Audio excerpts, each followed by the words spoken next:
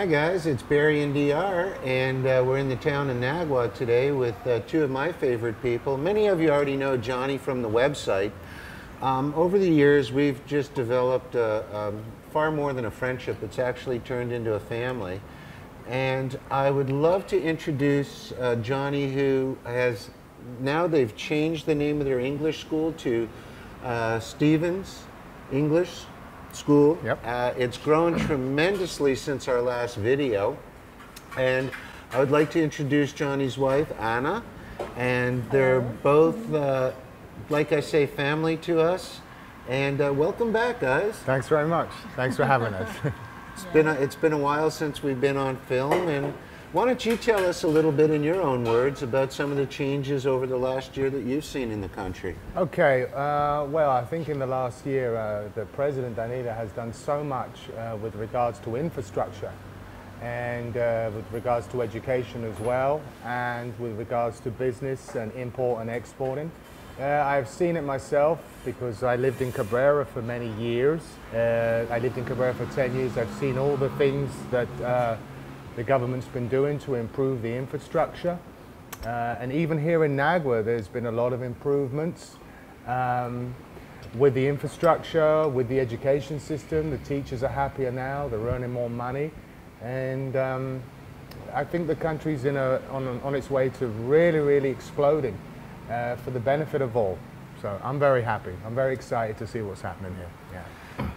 Anna, how do you feel now that you've actually been in the school learning English starting months ago? How has that been for you? Do you enjoy it? I feel very happy. Do you feel good that now that when other people, because more and more English people are coming, do you feel that you're better able to help in the school and understand some of the other people that don't speak so much Spanish? Do you find it's been good for you? Yes.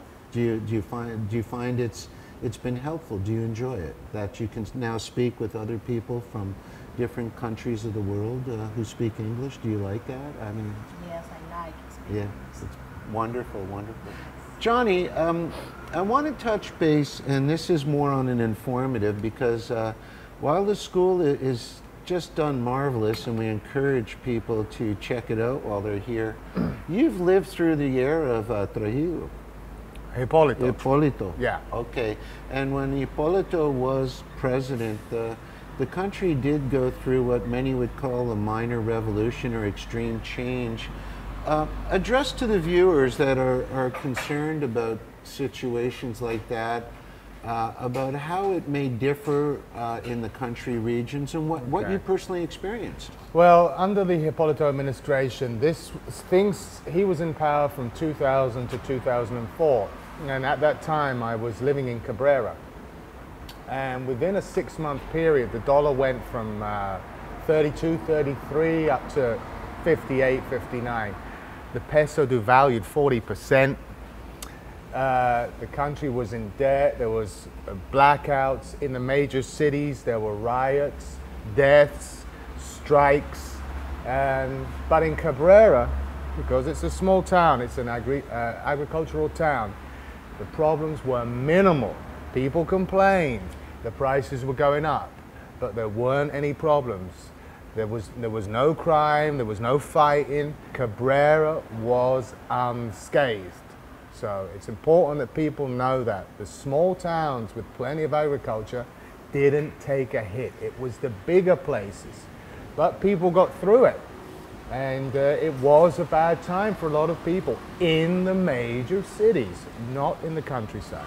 One of the things you and I did over a lunch, I guess it was about a month ago, you and I had discussed, we put pen to paper, and we discussed the deficit to put it into, people need a visual, or sometimes if you change numbers into time, people understand things much better.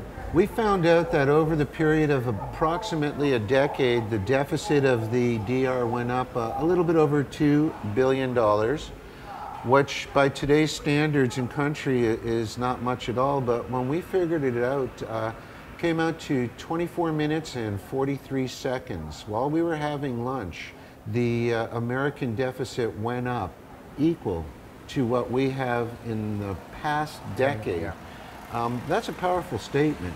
And with what we see happening, another thing we had discovered was in all of the large cities, be it Santo Domingo, which is over 4 million people, Santiago, which is pushing over 2 million, and San Francisco de Marcoles, 82% of these people have a direct family member, be it a brother, a father, a mother, a cousin, an uncle, that owns a farm.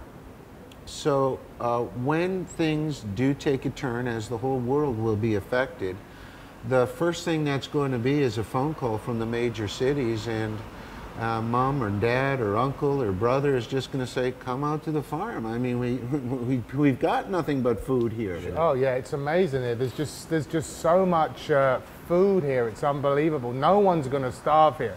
I mean, I think, what is it, in the North Coast, one of the North Coast zones alone, it can feed the population like 4 times over, just like one. The Ceballo, one of the 4 valleys, yeah. Yeah. So there's just so much abundance. I mean, you can go outside. For example, in my apartment outside, I have guanava growing on a tree. I can pick it. There are avocados. There's wampan next to my school. I can just go outside and get it. I mean, they're dropping all over the place. So nobody's going to starve here. There's just so much of it. And wampan is breadfruit, which is a fantastic staple, very similar to potatoes. The thing is, though, it's about double the vitamin content and 1/3 the calories, which is another reason why people tend to lose weight as they change their diets from a fast food type diet to more of a natural diet. What else do you envision happening as somebody that's living here over a decade? What do you envision happening, and what do you see coming to this region of the country that might inspire people to maybe take the next step and have a look? I see more investment coming here. I see a lot more people from the States and Europe coming here. It's just such a beautiful place. I mean, it's grown in regards to tourism since 2000. I think people are getting more confident. They're seeing the Dominican Republic as a place to invest in, as a place to have a second property. It's friendly, it's safe, it's very safe. You don't have to worry about anything here. It's a healthier and it's a less stressful environment. Believe me, I'm not going back to the UK or the US. I'm happier here, and that's what matters. That's what matters. The thing is, though, the region of Cabrera, Rio San Juan, we do see the odd tourists coming in on those, what we joke and we call them cattle cars. You know, the trucks where there's seats all along the side. But basically, there really is only 1 or 2 little hotels because we're not beach town. We're on the side of a 30 to 40-foot cliff above the ocean. If we were a beach town, we would have been like Sosua and Las Arenas more than 2 decades ago. We would have been influxed with the tourism. We're more of a residential bartering farm, kind of local consuming. We don't even export in this region, which is an amazing statement. So when we did our expat checklist years ago, of course I've been coming here for 18 years, but when we did our expat list, checklist to find what's going to cut and what won't cut, that was one of the key regions. We don't mind visiting those towns for a weekend or you know, a husband-wife all-inclusive weekend, but we don't want to live in that type of environment. Yeah, I think this kind of environment is more for, it's more laid back, it's quieter, there's less noise. It's for people who just want to switch off and enjoy the countryside. It's not a built-up area. It's a perfect location. It's perfect for me. It's perfect for Anne, and she's from here. She likes it that way, and so do I. Yeah. Well, I know one of your medium-term goals is you would like to live out on your land near Cabrera in Loma Alta. I know. Yeah, it's a beautiful piece of land. And Anna's probably the best local cook I know. When we get our armies of people together and we're 15, 20 people, this sweet woman here can feed us all for about $22 with 3 plates each of organic beef. She makes the best papas, puree, whipped potatoes I have ever tasted in my life. I have never eaten anything so good.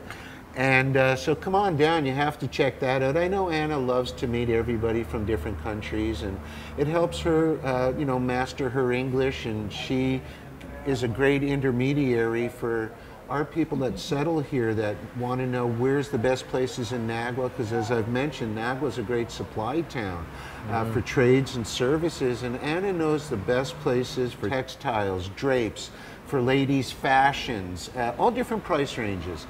And she helps my wife all the time, actually, and we're very fortunate to know her.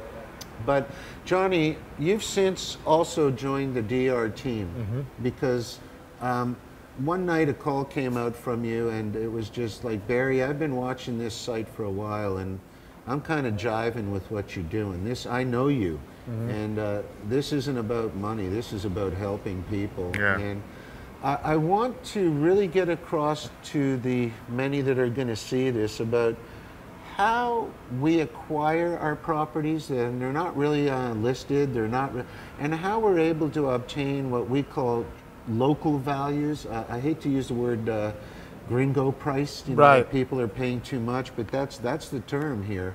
Can you tell us a little bit about the education and how that's developed into what it has? Well, basically, when I saw what Barry was doing, I wanted to help, because I believe it's important that we should, you know, help people, and with what's going to be coming soon. And when I jumped on board, I started getting properties, and pretty much all the properties that I have been getting have been through people I've known, people I've taught, daughters, sons, in the English school in Cabrera and here in Nagua. And I've built good relationships with these families, and I've been blessed and lucky enough to get the best local prices. And these pieces of property are not advertised on the web, and I've built these relationships over a good 10 years. Tell them though, how about the difference in respect in education, like, you know, how the students have gone on to be able to land. Sure. A few of them even have been working for the president. That's right. I had, in 2007, I had a student, and he completed a conversation course with me. And he moved to the capital, and within a couple of years, he was working as a translator for the vice president, who is now the vice president, and was the first lady, Lady Margarita. I have helped a number of students, numerous students, get jobs in the private villas of Orchid Bay in Cabrera, and I have also helped numerous other students with regards to work visas to go to the States and land jobs, because they speak perfect English. And I've been doing that for a good number of years. Can you touch about how also the parents of these students look at it in a different way, and this is how they're more than happy to do what they're doing for you? Yeah. Where, you know, now there's grandchildren, they can afford a nice lifestyle. Yeah, that's very, very interesting. Absolutely. A lot of the parents, you know, have spoken to me, and they've been really appreciative. And you know, if there's anything that we can do to help you, we never forget. And recently, a few months ago, I had someone tell me, listen, I really appreciate what you're doing, and it's going to help my granddaughter. And I never forgot that. That was actually one of the pieces I sold for one of the DR Escapes persons. And they are really appreciative. We always get together when I'm in Cabrera. We always spend time, and it opens up other doors, because what happens is these families know that I have helped their children or their cousins or nieces, and it expands.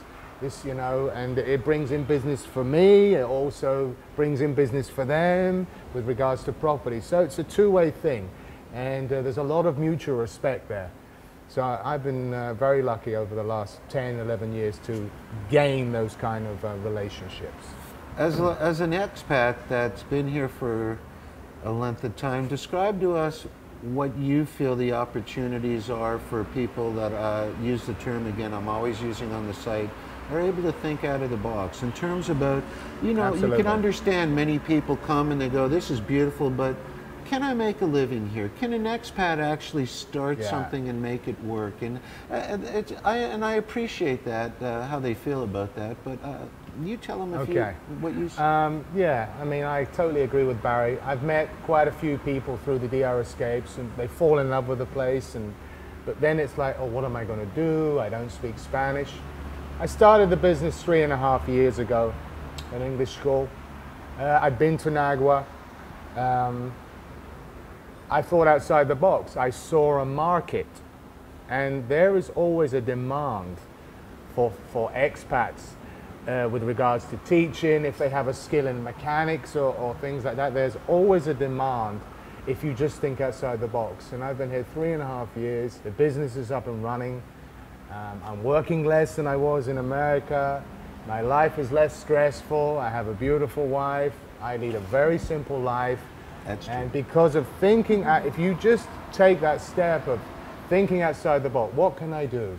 How can I go about it? Who can I speak to? We're all here to help. We're all here to advise. It's just taking that step. Well, we want the benefits of other businesses too to make our life more convenient. That's it. And you know, people, once they get here, it seems to be a different philosophy, even after they're leaving just the 5-day tour. When they've been able to vision it with their own eyes, you know, not only the food falling off the trees, the friendliness. We've actually taken walks at 10, 11 o'clock, groups of us through Cabrera, and just because people said, I want to know, will I feel safe walking in the streets at night? And also, that's when it dawns on them, you know what might work here is this, or you know what might... Exactly. And I've always said you get different views at different levels of the staircase. And that's what it takes initially. Would you agree that experiencing what it's about before you can make an decision? Yeah, it's like, you know, you come down and spend a couple of months here and get settled and really see it, really get to know the community. Is this the place? And we've already experienced that with a couple of people now who've taken that plunge and said, wow, this is a place I can work in, this is a place I can do something. I have one question in closing for Anna. And my question is, when we have one of our larger deep discovery tours coming, and if it's on the weekend and you're not working, and I pay for all the food, will you cook for us? Yes, no problem. Yeah. I don't problem. I just, I'm honest to God, stewed beef you cut with a spoon, it's ridiculous. Yeah. And you know, guys, I appreciate you taking a little bit of time. I know you're working 7 days a week, and I know how much you do with the administration of the school and making sure and the cleaning, and really, I'm really blessed that you're both part of our family, and I really appreciate you guys taking the time to speak with us. I know how busy you are. That's no problem. We just want to help people and get the word out how beautiful this place is and how there's opportunities here, and, you know, just thinking outside the box, because I've been to over 15 countries in the world. I'm not going anywhere else. I have everything I need here. If you have it simple, you're happy. That's the way it has to be. DR Escapes always had that philosophy. If you cannot think out of the box, you have the perils of the lid closing on you. And more and more, that's not becoming an option, but rather a necessity. So I encourage people to come out, and there's dozens of people such as yourselves to meet. And once again, guys, thank you very much for your time. No problem. Our pleasure.